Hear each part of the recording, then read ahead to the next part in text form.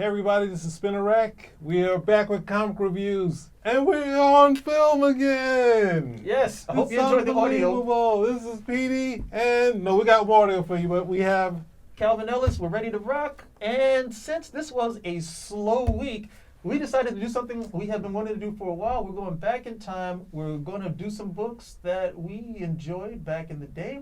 And hopefully we can get you guys to look at them too and remind ourselves why it is we love this great thing called comic books. So who's first up? well, we have the post-crisis Superboy story. This would be the greatest hero of all. Oh, And basically, well, after Crisis, there was two sort of post-Crisis moments. Right after Crisis, when everything got restarted, but DC didn't have any plans. And then the first reboot of many reboots in DC Comics was the Man of Steel Superman reboot. And at that point, DC was like okay with the changes that Byrne was making that would not have Superboy in the story. And then somewhere, maybe a couple years into the run, earlier, because this is like Superman 8. So we're talking well, it's like it's I'm not more taking than- Man of Steel because Man of Steel was supposed to be the whole setup, and Yeah. that was only 3 months, right? Because it came out every 2 weeks. Yeah, but so that's almost a year. Almost a year. So about a year into it. They decided, which is that- fast in terms of comic book time. They realize, oh wow, there's a problem. Well, at that point, you wouldn't know it now, but the Legion itself had its own fandom, and that's what kept the book running for years. Especially with I think Dave Cockrum getting on the book, they got stronger. So they were already there in the beginning, but then as Jim Shooter, all these guys, Jim Sherman, all these classic people, and Paul Levitt got on the book, it got stronger and stronger. And then you got Paul Levitt and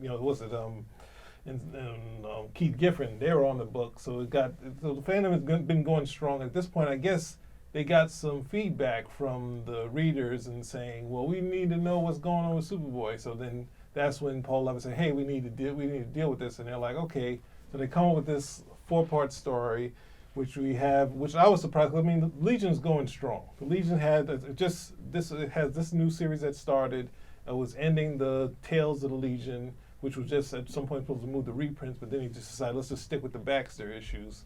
And then we got Superboy pop in. So I hadn't read them since maybe I started reading comics. I read like the stories right after Reflecto and then the Great Darkness saga. So it was interesting coming back to it. Yeah. And it's a classic, Legion story. The Legions are helping out somewhere, some things going on. They're doing basically like cop work, like Galactic Police, that sort of thing.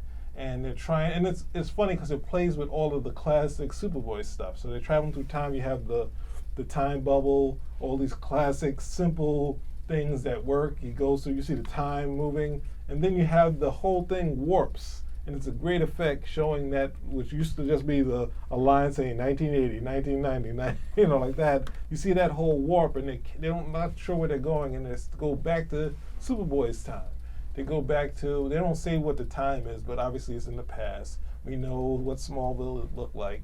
And it's all the classic characters, Pete Ross, the Kents, and then Superboy comes, and to our surprise in this story, Superboy uses a stasis gun to freeze half of the Legion out of there. And then the other ones go through time to get some help, and then they find out a good surprise in the next one. So in this issue right here, what are your thoughts on it? Oh, well, just a little backstory. The Legion had been rebooted, or rather renumbered, before we could get up to here. So, the Legion and Superboy have been separate. For a while. They've been separate for a while, even though anybody who'd been a long-time reader understood that without Superboy, you really don't have the Legion, because Superboy is what inspires the Legion to go off and be heroes on their own. That's the original story. And when you change that fundamentally, it does things to the Legion that, to be quite honest, I'm surprised that it even happens, because a lot of the time it's always that everybody's reading and everything is fun, and then it gets to a point like, hey, wait a second. All of a sudden, this Superboy thing comes roaring back once more. So I don't know, that's a very interesting thing. But when they had approached John Byrne to come on, they wanted Superman to be the last and only Kryptonian. No Supergirl, no Krypto, no Superboy. Now, he was fine with it. He's like, okay, he wasn't that really big on Superboy to begin with, and he didn't necessarily care for the Legion. Not that he couldn't write them. When he got on them, yeah, he knew all the characters, and he had no problem fleshing the whole thing out. But this was Superman, and none of that other stuff is over there. So you still had the Legion, who at that point, they were still going on, but it had happened more than once before. They got to the point where like, hey, wait a second, all this other stuff happened.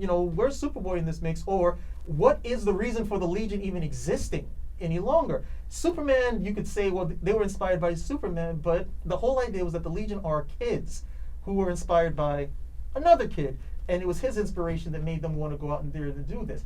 It's a different thing when you have Superman, but so you go forward, and they bring back Superboy. Now, I hated the fact that they had gotten rid of Superboy, because I thought that made Superman more of a unique character. That at 8 years old, he was going out and doing these things and having all of these adventures and getting all of this experience under his belt. If it's 10,000 hours that you need towards mastery, he had what, like 10 million hours at this point between going to the future and the stuff he did, as Superboy. Instead, they decided to trade that for, Smallville became this nebulous area where either he didn't have any powers and he was just, growing up normally, or he did have powers, and it became this whole nebulous thing where guys could pretty much do what they wanted until we get to Secret Origin and they brought back Superman being Superboy again, which is still, as of right now, that's still the origin. But I hated the fact that they got rid of him. But then they brought this back, and I was like, okay, great. We see Superboy again, and I thought they had realized, no, Superboy is very viable. Because at the same time that this was going on, the DC said no more Superboy. Superboy was on television. Well, you know more than anyone else that they had the Suskins, they had the license, and they're like, we're good, we're not giving this up. We got a show going on. Well, the Suskins were great. They decided that they were going to mine. They would have put crypto on television if you had let them. Close enough. Those guys said, look, this is all working. They said, why would we give this up? So they had Superboy on television. And more than that, they had Superboy comic books that were based to they like to have a comic to go with the and here's the kicker. They were selling. Superboy was doing well on television, and the comic books were selling well. The only reason why the comic books were canceled is because the series was canceled. And the only reason why the series was canceled was because DC wanted the rights back from the Salkins. They had the rights too long, according to DC and Warner Brothers. They wanted them back. That was it, because the Salkins were looking at, they were like, hey, we're going to do Superman 5. We know how to make money on this stuff. So at this time, I thought DC was like, okay, fine. We realize that Superboy works. We're going to bring him back into the fold. That wasn't the case, because Superboy and Superman were two distinct things at this point. This is before the whole we're going to merge two in together or something. They were two totally distinct things. If you read the story, Superboy,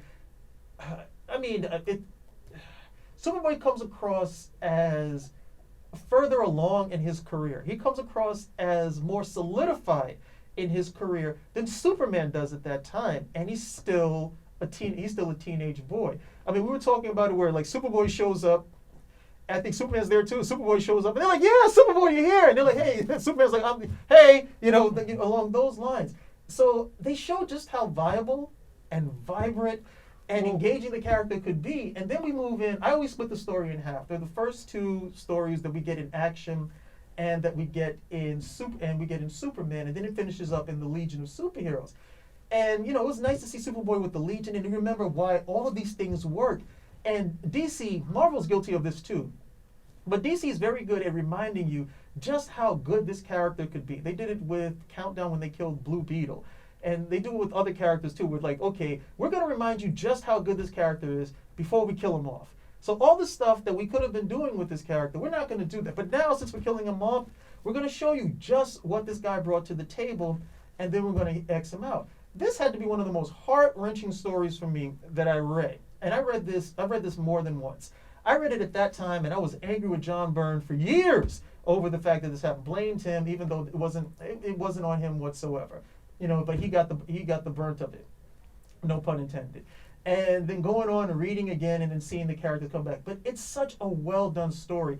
It's the last bit of Superman's pre-crisis history that they had to deal with for the most part.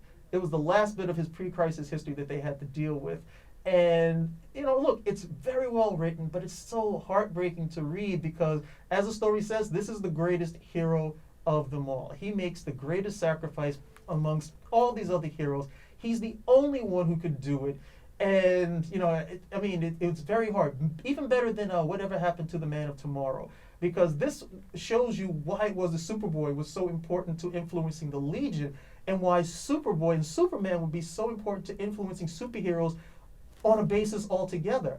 you know, it was a great read, but at the same time, so much was lost because they decided to go in this particular direction because they wanted Superman to be this solo Kryptonian, only for years later for him not to even be this solo Kryptonian any longer. So, I mean, that was you know, that was just a heart-wrenching read for me. Even to this day, it is still very much a heart-wrenching read because they really, well, everything else, they might have had like the door slightly ajar. With Superboy, they, you know, closed that door. Mm-hmm. And even though later on in the Legion, they had a clone of him. I can't remember the exact name, but they had brought a clone, and then, you know, they did other stuff, and they kept flirting with it and so on.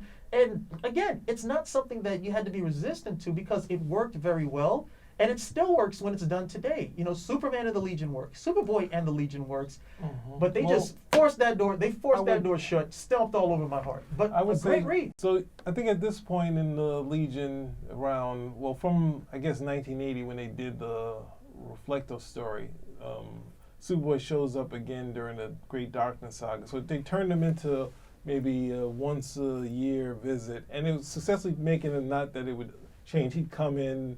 You know, I always wanted Superboy and Phantom Girl to get together, but he was always with, obviously, Ultra Boy. But at this point, it was definitely Roland. Paul Levitt, who's already had a history way in the 70s with the Legion, had been rolling. The stories were successful. And, you know, I guess the readers wanted that answer.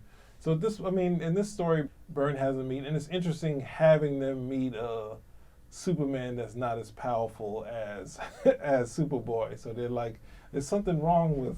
There's something wrong with Superman because I shouldn't be able to mix it up with him this easily. And, you know, some fun bits in there. And then at this point, we don't know, there's not that many interviews where Byrne is talking about the Legion. So when I'm looking at it, it's like, oh man, look at this big almost poster they could use for the Legion that he's doing. All the stuff, look at them. He looks like he's having fun. And then like ultimately, you know, that's the other thing of not bringing forth your feeling or dislike to the characters, where he just comes in and I don't like these guys, so Superman's just going to beat the hell out of them. And at the same time, the respect that these characters have for Superman, the same respect that Superman has for Superboy, seeing how he is, and Superman already seeing that there's elements here that don't seem right, but seem that Superboy isn't doing something sinister. And I think ultimately, I think the story has the weight, and it should be taken how you took it. But the way people took it is like, oh, this isn't like the death of Phoenix. This isn't real. And they sort of pull until Superman kills the what's the name? Phantom Zone. Then they're like, oh God, this is happening. Like, Superboy is gone here. It's a powerful story. It's a sacrifice, and then the Time Trapper becomes an even more powerful villain because he's like saying, "Wow, the Time Trapper really did something immense here." I mean, later in Zero Hour, he basically gets kicked by this nobody, like kicked to the ground. But it's like you got these elements in the story that should really had effect to people. You can see how jaded fans have gotten. They're like, yeah, I don't know this. I guess he's not real. Then they just sort of put it aside and then you get, this is real. They're like, come on, read the story. If you don't, there's good stuff here, and it was it's a strong story, and it was a good surprise when they showed the thing of Superboy versus Superman versus Superboy, and you've seen that in the past before. It's like, how are they gonna do this now? Because I didn't read anything about this happening until later. So a lot of things that we're adding is stuff we've read past the point, but it's just like, oh my God, Superboy's back. And in the Legion, it's not just like, it's not just sneaking it in, it's like a full part story. I gotta pick up all of these. So, I mean, you should definitely go back and read this. The problem with DC is they have a lot of these classic, and they have a lot of classic Legion stories, and they just woke up and said, oh, James Sherman, we're gonna put that in a trade paperback. It's like these guys don't read comic books. They just find a creator they think that people will buy, and they're saying, no, go back and put together a trade paperback of, there's a ton of wars that Paul Levitt did, even Shooter stuff. Superboy and the Legion of Superheroes. They just did a hardcover release. Mm-hmm. This is from like the 70s story, so they just did one over there. It's just, I don't know. It's like you have something and it's actually working. You're making money. Mm-hmm. At the end of the day, I thought that's what you guys wanted to do. Like, hey, we don't mind making great stories. but we also need to make money so we can continue to make this. And Superboy was never something where it was a drag. I mean, Superboy was a better seller than Supergirl at any given time. You know, he was a better and a more consistent seller than, to be quite honest, in the Legion, even though they were more popular at one point. I don't know. I think no. Once I think the New Adventures happened, Legion was clearly selling more. Because the New Adventures were. I don't know what because the New Adventures. You didn't buy the little New Adventures. I bought the little Adventures. I have the full run. But the New Adventures. I'm looking at the New Adventures, and the New Adventures were literally where every other comic was going. The New Adventure was if comics were going this way, New Adventure was going this way. I mean, you gotta. I mean, as a comic fan, we deal with multiple universes. You can't do it because you couldn't do the reverse. When the Legion sales were softening, you could throw Superboy in there and he came back and help bump stuff up. You can't throw the Legion in the Superboy and say, well, hey, look, we're going to help bump up the sales because you guys are already in your own book over here, so it doesn't quite work. And that was one of the reasons why they, okay, we're going to put. And the thing is, when they canceled Superboy, after the New Adventures of Superboy and so on and so forth. That whole idea was, look, they do it all the time. We're going to give this guy like a couple years rest, and we'll see about it. And there was also nobody saying, hey, look, I want in on this book. I want to do this. And Superman's history had become this thing that was manageable by guys who were top. Like they understood the mythology from Wessinger all the way down. They understood what all these pieces needed to be in, how they worked. It was no problem. The last guy who I saw who did a really good job of it was in Elliot S. Maggin when he wrote this. It was a prose novel of the last son of Krypton, and Superboy is in there, and all the stuff. He touches on all the stuff with Superboy and Lex Luthor. Superboy, doing these things here as a kid, and it all works. But you have to have somebody who's like, no, they embraced it as this great mythology to go with.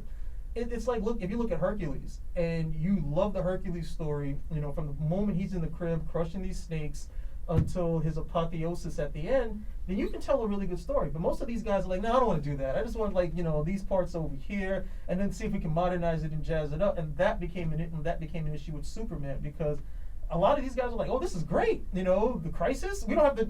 I can just do this instead of all of this, because literally, doing Superman was like literally, you had to be a good bucking bronco. You had to be riding a bucking bronco. You had to have a good handle on it, and this simplified it for a lot of stuff, but. I don't know, you gave up a lot of stuff as well, because when you give up the kid characters, you give up bringing kids into it. And when the Legion becomes... I don't know about that. I don't know. I mean, I can only turn to the comic stores now where you have kids going in there because their dads are going in there. Not that the dad's going in there buying the comics. If you have kids, you can bring more kids in, because it's no different than Ben 10 or something. You can let them grow up with the books too, and you introduce more characters. But this was it was always something that was viable. It was never something that wasn't working. Even when DC was like, we're not doing it in the comics anymore, it was still working on television. You mean the Legion, or you mean Superboy? Okay, Superboy. And then you get a cross-pollination between the two of them. You want to have him there once a year? Okay. Make it a big deal when he's there once a year, like those JSA, JLA crossovers they would do, where everybody would look forward to it when he actually shows up. I'm not saying he doesn't have to be there to be the leader and prop everybody up. But when the Legion didn't have that when the Legion doesn't have some sort of connection to the present, they're off on their own island, and then they just after a while people forget about them. I think the comic industry went through a tremendous crash, and the other books. Which one, the DC implosion or no, the post? Because the Legion was going through the what's the name? Going through the implosion. The one in '90s, the one in like '94 or '93, it probably was already crashing, but we didn't know it. And because Legion already had that other Legion, which was the acronym, they already had a couple of different, even with that crazy reboot. That's really what hurt the Legion, was that reboot. Because if you follow, just like you were saying with Superman, the Legion didn't really have a break since so far in the future. It didn't really have a break from the. It didn't really have a break from Crisis. It still went, like the history was still sort of there. So it's like they never really had a fall off of readers, because it was still moving. And then they had they had Titans and they had Legion that were their strong sellers. So at that point, DC had made it a workable thing without Superboy for a while. And it's like, but at the same time, the industry crashed. The whole thing fell apart. People look at the Titans and they're like, well, the Titans don't work the Titans weren't working without Perez for a while, and it was still selling. Yeah. But the crash really just took everything, and you can't really pinpoint why it was successful, but we've lost that long thing of Legion fans that were just like, as it changed and they weren't doing the return to Superboy sort of thing. They'd have a story and you read it and he would show up. You can enjoy it, but it wasn't just like, we got to average, he's coming back. He's like, he'd be in the story, he didn't even have to be on the cover. Yeah. The books were just like rolling. So, I mean, I think Great Darkness Saga was great. He was like in there intermittently. Even in the big fight, he ends up getting sent back to the past thanks to the Omega effect. You got him and Supergirl got taken out of it. But I still enjoyed the fact that they were there. Yeah. This wasn't this big Legion fight, and you have two of the biggest Legionnaires, and they're off to the sideline. Well, that's all to say. We've debated, and we enjoyed the book.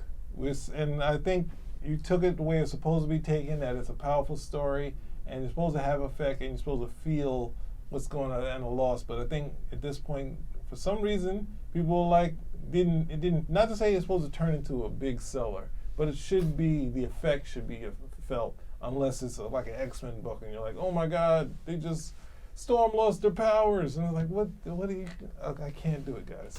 So if you give this energy to these characters, you should read this story and say, wow, this is a moment, the interaction, Byrne and Levitt, they're just strong storytellers. They can tell a simple, clear story. And it worked, so it's fine. So that's our review. We enjoyed it. Go out there and read it. It was Legion of Superheroes 3738, and then Superman 8 and Superman 291. Action Comics. Action Comics 291. Go out there and get them. Thank you.